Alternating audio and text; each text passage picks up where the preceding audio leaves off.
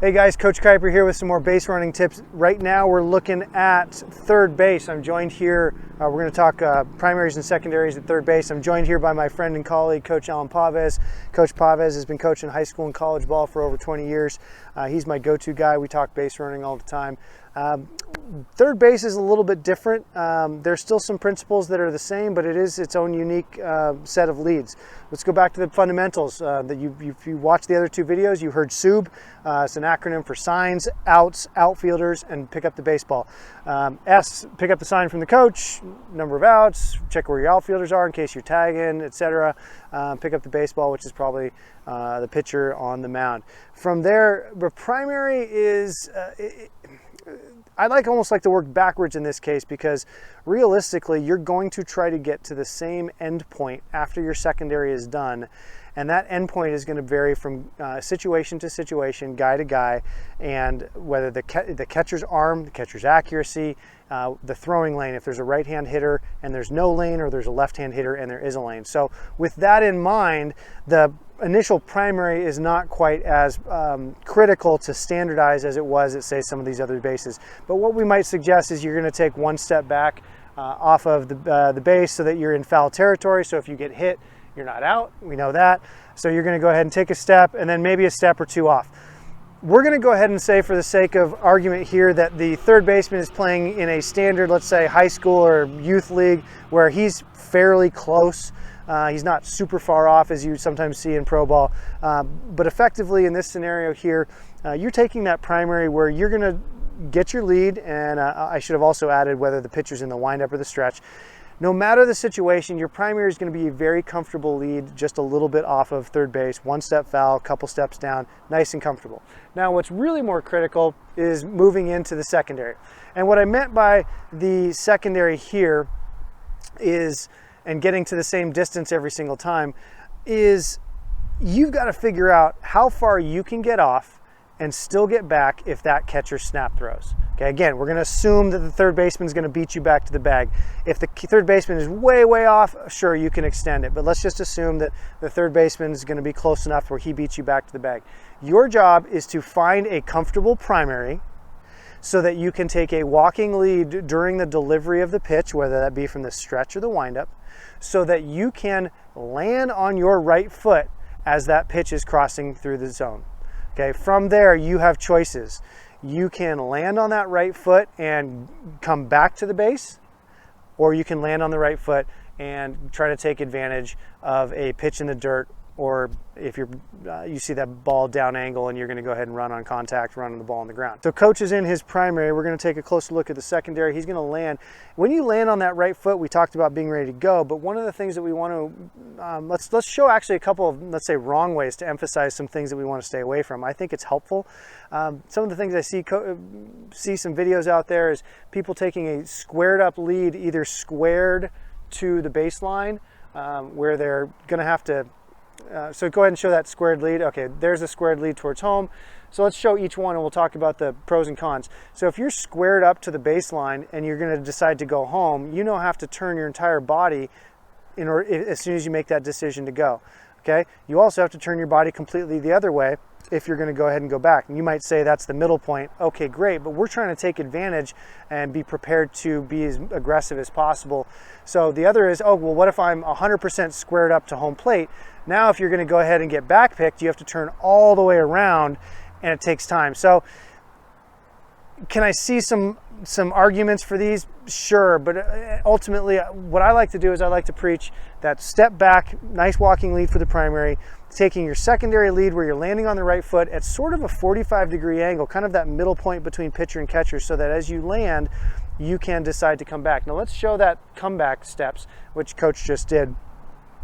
I saw a couple videos online that I liked, but they taught how to step over the line. I like when you're coming back to the base, you need to be getting off as far as you can so that a snap throw should almost get you. And to do so, you're going to have to push hard off of that right foot to come back. so you get down off the line. As you come back, you're not going to take a 90, you're not going to step all the way across the line and go, but you're going to, yeah, you've seen that before. So you're really just going to come back as fast as you can, taking a bit of a belly step, or you're going to gain a little bit of fair territory ground as you're going back to the base. And the reason you're coming back in fair territory is so that you're creating a more difficult lane to throw. The third baseman's coming over from fair territory, the runner is now in the throw lane, makes it a little bit harder to throw for the catcher.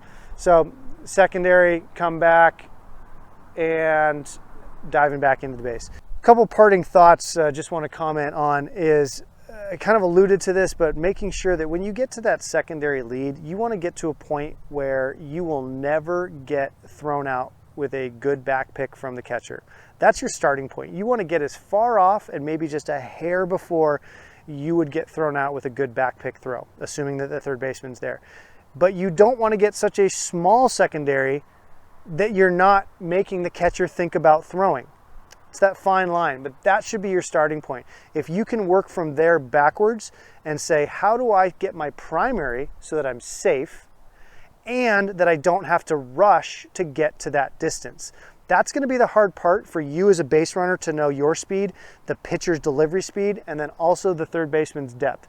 Because if the third baseman's off, you can extend your primary and you can very casually creep into that secondary. If that third baseman's closer and the pitcher's quick to the plate, you're going to have to work a little bit harder because you're going to have to rush a little bit more to get down to your secondary. So there are some more variables in play here. Ultimately, I'd suggest your starting point would be find out where you need to be on your secondary so that a back pick will not get you but will incite a throw. All right, guys, you just got done watching one of the 3 base running videos, whether it be taking primaries and secondaries from first, second, or third. I wanted to kind of do a quick recap and some topics that apply to all bases. One of the things that I like to preach about any of these skills, whether it be base running, pitching, etc., is mastering the things that are within our control. There's so many things in the game of baseball and in life that are out of our control.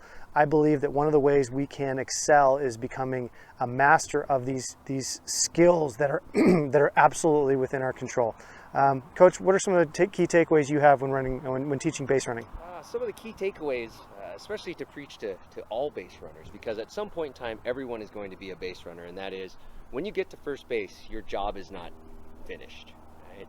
So you can be a good base runner and not be fast by taking advantage of opportunities, knowing your own strengths and weaknesses, taking advantage of mistakes that other teams make or tells that they might have, and always looking to advance to the next base. That is, always hunting to advance to the next base, being a base hunter, right? And it's a mindset that you have to change of, okay, I'm happy that I hit a single or I got a walk and I'm at first base, to, okay, I'm glad I'm here, but how can I help my team by moving to the next base, right? In any way possible. So that's where we look to take advantage of some of these things by standardizing it. If you watch some of the pitching videos, you'll know how we start taking advantage of bad base running leads. But aside from that, Coach, one of the things that I've heard you say over and over the years, you talk about the phase of the game that's undercoached, base running being one. What do you like to say? It's the special teams of baseball, and I think the way that you said it the best is, right, it's the way that you score runs, right? And it's not coached often or very well. It's usually used at conditioning at the end of practice, but you just said it, that the way you score runs is by running bases. And how many of you practice running bases? Yeah. It may not take a ton of practice. You may not spend a ton of time doing these things. You know, it's almost as if these are the skills that we think that should be taught and mastered quickly, and yet take a bit to ingrain them into becoming habits. So anyways, there's a bunch of material. Really appreciate you guys watching. Don't forget to like and subscribe, as they say. If you have any other suggestions or things you'd like to learn about, please drop them in a comment. Other than that, see you next time, guys. Thanks.